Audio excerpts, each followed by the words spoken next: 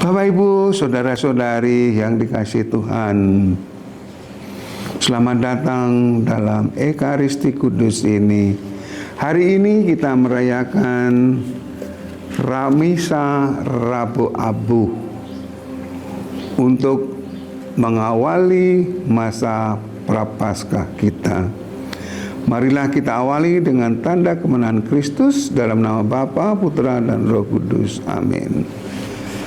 Renungan kita diambil dari Injil hari ini, Matius 6 ayat 1 sampai 6 dan 16 sampai 18. Hari ini kita semua akan menerima abu di jidat kita, di kening kita, untuk menandai pertobatan hari pertama masa Prapaskah.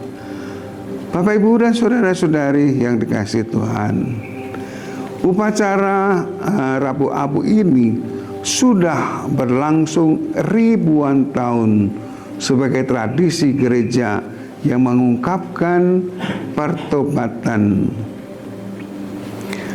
Mengapa hari Rabu? Mengapa bukan hari Senin atau Selasa atau Kamis atau Jumat? Hari Rabu itu ditetapkan yaitu 40 hari sebelum gereja merayakan hari raya Paskah kebangkitan Yesus. Jumlahnya adalah 40 hari. 40 hari adalah masa puasa pantang, masa pertobatan. Jadi 40 hari ini ke depan adalah juga merupakan retret agung bagi umat Katolik di seluruh dunia. Hari Rabu diambil karena kita hitung mundur dari hari raya Paskah kebangkitan Kristus, dihitung mundur dan akan didapatkan hari Rabu. Dan hari raya Paskah itu pun dihitung sejak tahun 325 Konsili Nisea memutuskan untuk menetapkan hari raya Paskah, yaitu dimulai pada bulan purnama musim semi dan dihitung sekitar 7 hari sesudah bulan purnama. Bulan purnama musim semi tahun ini jatuh pada tanggal 21 Maret. Sehingga kalau dihitung hari raya Paskah jatuh pada tanggal 31 Maret. 31 Maret dihitung mundur tanpa memerintahkan hari Minggu, kita dapatkan hari Rabu. Jadi hari Rabu Abu selalu jatuh pada hari Rabu, 40 hari sebelum hari raya kebangkitan Kristus. Mengapa 40 hari? Kita mengacu pada Musa. Musa berpuasa selama 40 hari sebelum menerima 10 perintah Allah. Dan Yesus pun juga berpuasa selama 40 hari sebelum Yesus memulai pelayanannya secara publik. Dan kita juga berdoa, berpuasa, beramal selama 40 hari untuk membersihkan diri, untuk meleburkan dosa-dosa kita, untuk memohon pengampunan dari Tuhan. Jadi selama 40 hari mulai hari Rabu ini, Gereja Katolik kita semua ada dalam retret agung, mempersiapkan hati kita untuk menerima kebangkitan Yesus yang akan kita rayakan pada hari Paskah tanggal 31 Maret tahun 2024 ini. Mengapa menggunakan abu? Abu yang akan ditandakan di jidat kita untuk mengingatkan kita. Pertama, di dalam Yunus 3 ayat 6, abu adalah tanda pertobatan. Dan di dalam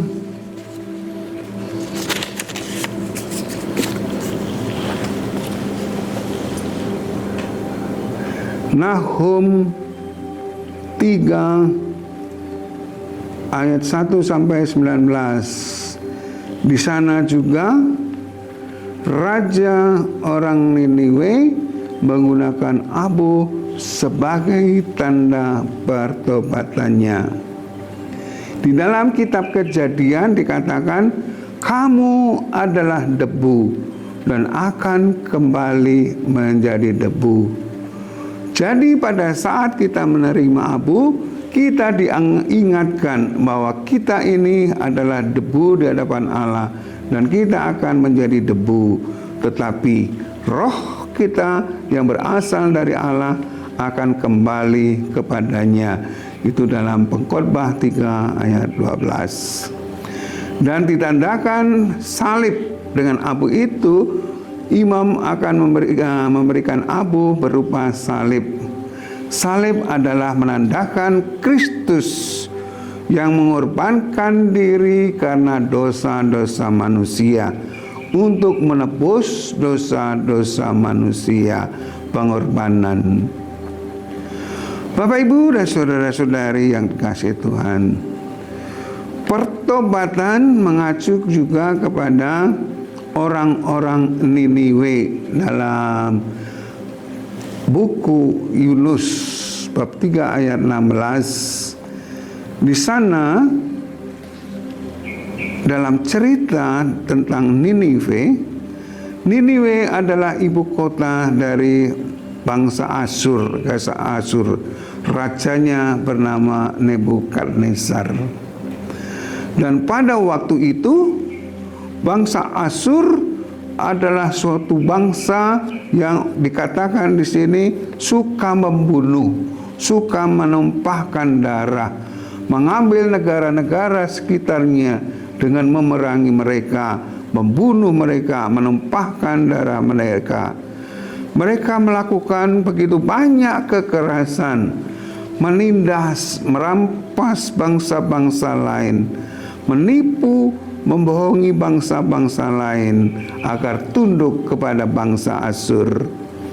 Dengan barang-barang kekayaan yang mereka rampas, mereka hidup berfoya-foya. Dengan uang korupsi mereka hidup berfoya-foya, dengan berzina dan lain sebagainya. Oleh karena cara hidup mereka yang sangat jahat, Allah Yahweh mengancam mereka akan membinasakan, menghancurkan kota Niniwe. Tetapi karena Allah adalah Allah yang berbelas kasih, Ia mengirimkan nabinya yang bernama Nabi Yunus untuk pergi ke Niniwe untuk mengajak orang-orang Niniwe bertobat. Bapak, Ibu, dan saudara-saudari yang dikasihi Tuhan, dan itulah sebenarnya di dalam Retret Agung kita ini, kita diajak juga meninggalkan semua perbuatan-perbuatan dosa kita, semua perbuatan-perbuatan kita yang menjauhkan dari Allah. Bapak, Ibu, dan saudara-saudari yang kasih Tuhan, kalau kita meneliti batin kita masing-masing, ada begitu banyak dosa yang Bapak, Ibu, dan saya lakukan di dalam kehidupan sehari-hari. Dan mulai Rabu Abu ini, kita diajak untuk berbalik kepada Tuhan, untuk kembali kepada Tuhan, hidup sesuai dengan kehendak Tuhan.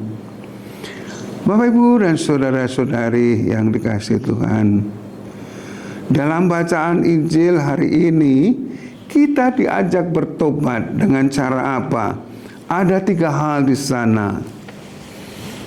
Kita diajak untuk berdoa. Dikatakan dalam Injil, kalau kita berdoa, masuklah kamar dan kuncilah pintu, sehingga hanya Bapa yang ada di tempat tersembunyi mendengarkan doa-doa kita, dan Bapa akan mengabulkan doa-doa kita.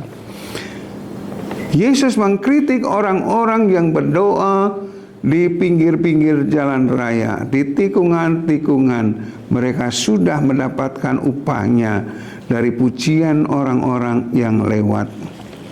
Kita diajak juga untuk puasa. Dan Yesus mengingatkan, kalau kamu berpuasa, minyakilah rambutmu. Jangan mengubah air mukamu seperti orang yang berpuasa, sehingga dengan demikian orang lain tidak mengetahui bahwa kita sedang berpuasa. Dengan demikian Allah Bapa yang ada di tempat tersembunyi memberkati kita. Dan yang ketiga, kita diajak untuk berbelas kasih, yaitu mengamalkan belas kasih Tuhan dalam kehidupan kita sehari-hari dengan beramal. Dan dalam masa Prapaskah ini, paroki-paroki biasanya ada APP, aksi puasa pembangunan. Hasil dari puasa, hasil dari pantang kita kumpulkan dan kita masukkan ke amplop, dipersembahkan melalui gereja kepada Allah untuk membantu orang-orang yang membutuhkan. Kemudian ada yang bertanya, Peter, bagaimana cara puasa dan pantang? Puasa artinya bagi Katolik makan kenyang 1 kali saja dalam sehari. Bisa pagi hari, bisa makan siang, bisa makan malam, makan kenyang, tapi 1 hari. Makan yang lain, makan tapi tidak usah kenyang-kenyang. Dan ini biasanya untuk mereka yang sudah dewasa, yang berumur 18 tahun ke atas sampai 59. Bagi anak-anak yang belum 18 tidak diwajibkan. Dan bagi orang tua yang sudah berumur 60 tahun ke atas juga tidak diwajibkan. Karena kalau mereka mampu dan bisa, dianjurkan untuk juga berpuasa. Berpuasa dalam ajaran Katolik hanya pada hari Rabu Abu dan Jumat Agung. Jadi 2 kali puasa dalam 40 hari. Kita juga diajak untuk berpantang. Pantang apa? Biasanya dalam gereja diajak pantang daging, pantang garam, pantang gula, dan lain-lain. Tetapi Paus mengajak kita berpantang dari kebiasaan-kebiasaan yang buruk, kebiasaan kita yang menjauhkan diri dari Allah. Misalnya saya sering marah-marah. Puasanya adalah puasa tidak marah atau dikurangi kemarahan saya. Kalau saya suka nonton film-film yang tidak baik, kita berpuasa dan berpantang untuk tidak melihat, nonton film-film yang kurang baik. Jadi apapun yang dalam kebiasaan kita yang menjauhkan diri kita dengan Allah, itulah yang kita pakai untuk pantang dan puasa. Bapak, Ibu, dan saudara-saudari yang dikasihi Tuhan, siapa yang diwajibkan untuk berpantang? Semua kita dianjurkan untuk berpantang. Dan kapan kita melakukan pantang? Hari Jumat, setiap hari Jumat kita diajak untuk berpantang. Bapak, Ibu, dan saudara-saudari yang dikasihi Tuhan, mulai hari ini, mulai hari Rabu ini, kita memasuki retret agung. Retret agung dengan doa, pantang, dan puasa supaya kita mampu mengalahkan iblis di dalam kehidupan kita. Supaya kita mampu mengalahkan sifat-sifat kita yang melawan Allah. Bapak, Ibu, dan saudara-saudari, inilah adalah waktu yang diberkati oleh Tuhan untuk umat Katolik untuk berbalik dari dosa kembali kepadanya. Kiranya Roh Kudus memampukan Bapak, Ibu, dan saya untuk kembali kepadanya dengan berdoa, berpantang, dan beramal bakti. Tuhan senantiasa memberkati kita untuk melaksanakan apa yang Tuhan kehendaki dalam nama Bapa dan Putra dan Roh Kudus. Amin.